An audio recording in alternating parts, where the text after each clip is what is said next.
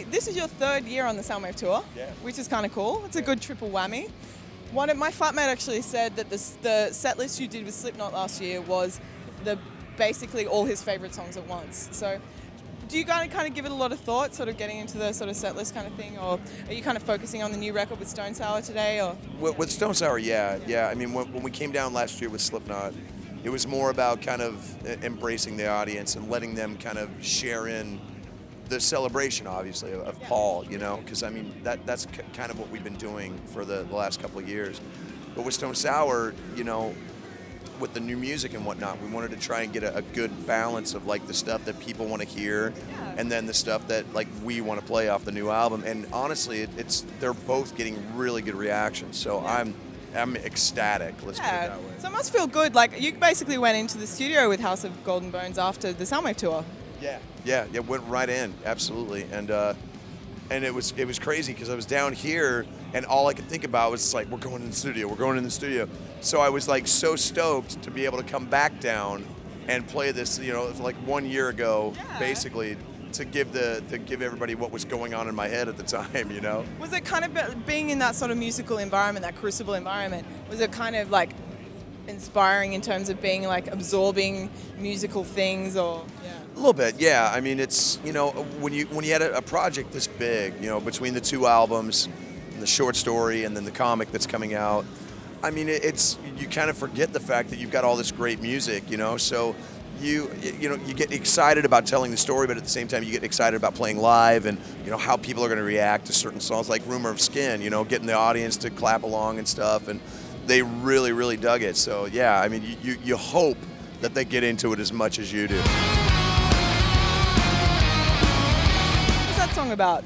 That song is actually the first appearance of the character Alan in the short story. So it's him basically kind of setting the record, like, you know, screw you, you're not the only guy around here who knows what's going on, you know. So it's good. That's cool. So you've been feeling kind of creative, I guess. Yeah, very much so. Yeah, we were talking earlier. I just turned my second book in, and I'm hoping that's going to come out in like early fall, maybe late fall.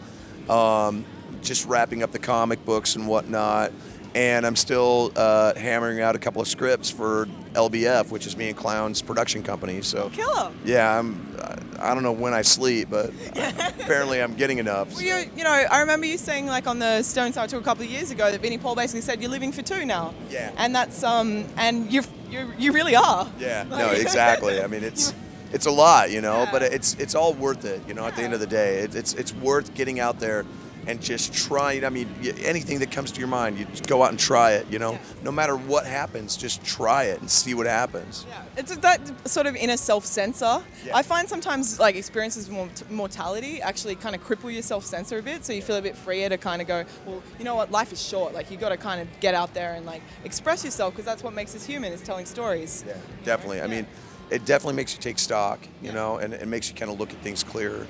And realize that, you know, if you're holding yourself back in life, who wants regrets? You know, who wants these handful of regrets in life? So go out there and do it, you know. And break your golden bones. Exactly. Leave a house of golden bones behind you, essentially. Oh boy, that'll start to smell after a while. I got to be honest.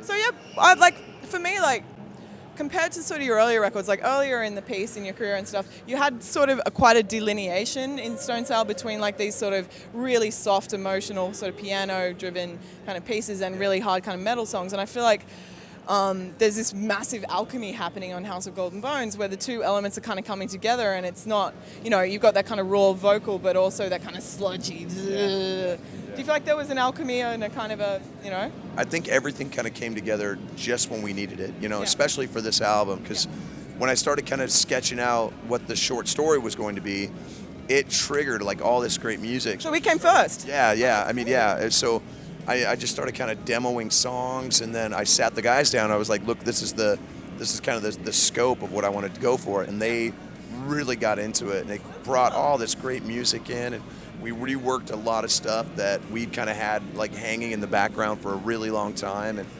and yeah, I mean, everything really rose to the occasion. Not just us, but like the songs and our performances on the album. I mean, it just felt great to know that we were doing it, you know. You know, Paul was such a big songwriter in the band. Do you feel like you're kind of, I don't know, like have you evolved? What did he teach you as a songwriter? You know, I mean, the great thing about Paul was that not only could he write, but he could take other stuff and make it better. You know, like he would just have these uncanny ideas, almost like an alchemist.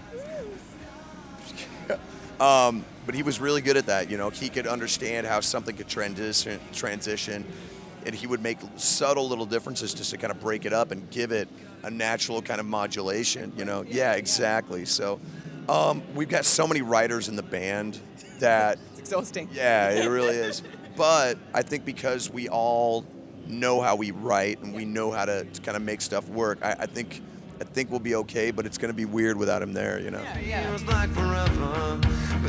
Tom Araya from Slayer, he was talking about like feeling really those inspired moments when you know a record's really going to work. You know, in the studio, you don't like, you know then like that it's going to be magic. And a lot of people, you know, they hope that it's going to translate live later, and it's like, well, you can't have that, man. You got to capture that emotion, and you got to capture that lightning in a bottle in that moment, you know, because then everything else is extra, you know, like if you've got it down, you've got that, I mean, that's your recording, so it's got the excitement right there in it, and then everything else afterwards, whether it's live or doing a video or, you know, shooting something, I mean, it's all extra, and it's naturally going to have that vibe. Would you guys like make a film or anything about this story, or is that the thing? Or? Yeah, I can see it in your head, actually. Two films, yeah. And yeah, it's.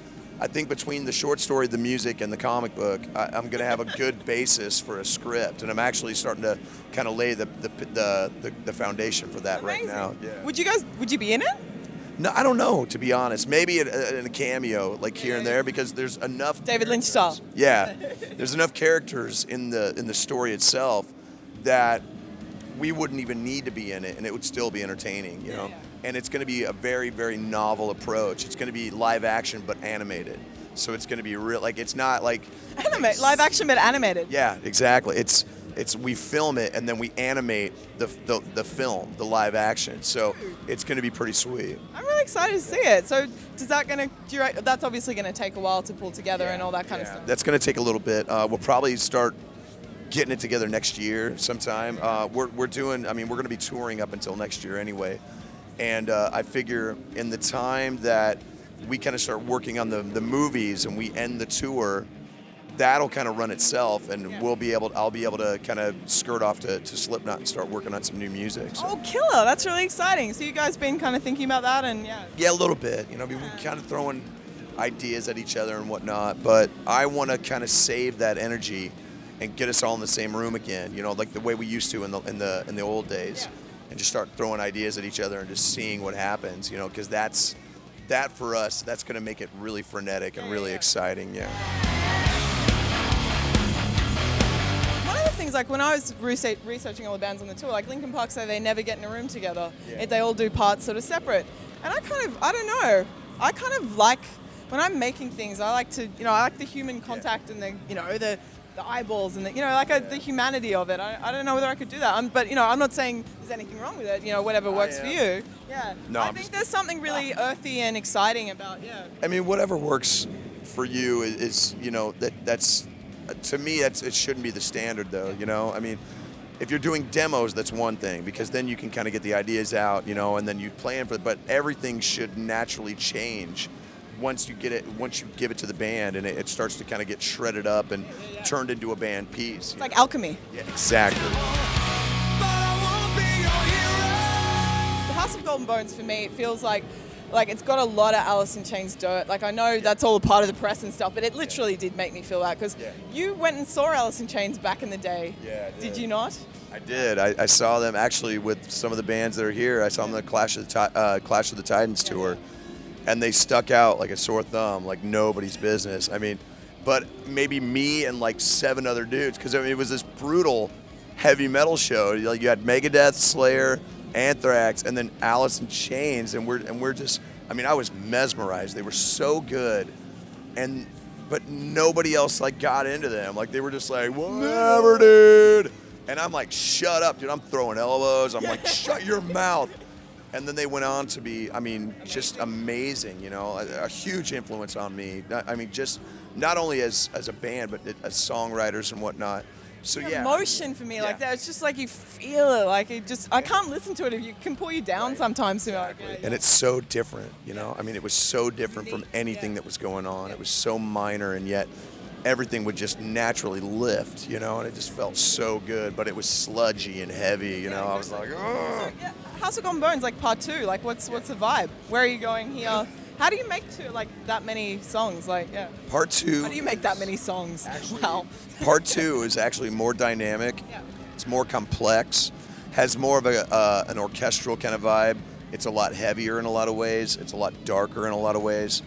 Yeah, I mean, it's sick. It's it to me, like, part 1 feels like an amazing hard rock heavy metal album. Yeah. Part 2 has that, but it also feels more like a movie soundtrack, and it really moves the narrative a little more. And it's, to me, it's my favorite of the 2. So I can't wait for everybody to hear it. Yeah, that's killer. You're making movie soundtracks now. I'm working on it. You know, yeah. I'm no Trent Reznor. Dude, I was just thinking, I'm like, hey, don't you love Trent Reznor? He's like, yeah, I did 9 Inch Nails. Yeah, and you know what? I'm going to do a movie score. I'm just going to win an Oscar. First time. Whatever, dude. Can he just not, like, be awesome? Like, that awesome? I mean, God, you leave a little awesome for the rest of us. This is stupid. Which kind of bands are you keen to check out and watch and all that kind of stuff? Yeah, a lot of the bands that I want to see are actually playing while we're playing. I'm like, of course, you know, like The Sword. Are we going to the beach with them next week? Oh, really? Oh, God. You got to tell them I love them. Yeah. Tell them. Corey Taylor loves The Sword. Love it. I'm good friends with Anthrax. Good friends with the Slayer guys, obviously. Metallica. Might catch Perfect Circle. So the new book coming out fall, I can't remember when is that? Maybe early fall, late fall, somewhere in the fall. Again? Because you live in a whole other hemisphere. You mean your fall? Yeah, my fall. I was like, and we don't even use that word. Well, it's not mine, it's ours. Yeah. So late in the year, yeah. Yeah. Is this a more like is this your autobiography kind of vibe or no? No. Those things story. This thing still bore me. If you're younger than 40 years old or 50 years old, you shouldn't have a biography, dude. All right, you're like halfway done. Like Tim Tebow, the American quarterback, wrote his book at 22, and I'm like, whatever, dude. Yeah, it was so ridiculous.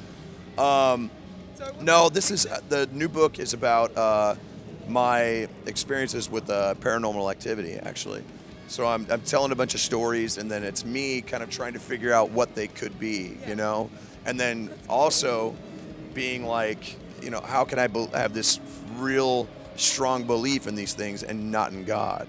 So it's a very, very weird book. Yeah, it's called A Funny Thing Happened on the Way to Heaven, and it's definitely going to piss people off. So. Are you atheist or agnostic or? Yeah, I'm atheist. You know, like my look at it, I don't try to figure out what they are from like a mythic point of view. Like I go very scientific. Like there's a couple chapters where like I really try to use like the laws of thermodynamics and the EPR paradox, like all this crazy stuff to kind of figure out what this energy is, you know. So you know, you're a good writer. You're very verbose. You create a story. Is that a nice way of saying I have a big mouth? No, it's nothing. Hey, dude. I have no inside voice. I have no inside voice. Me and you both. Yeah. I'm like. It's gonna be great! Still left alive. This is my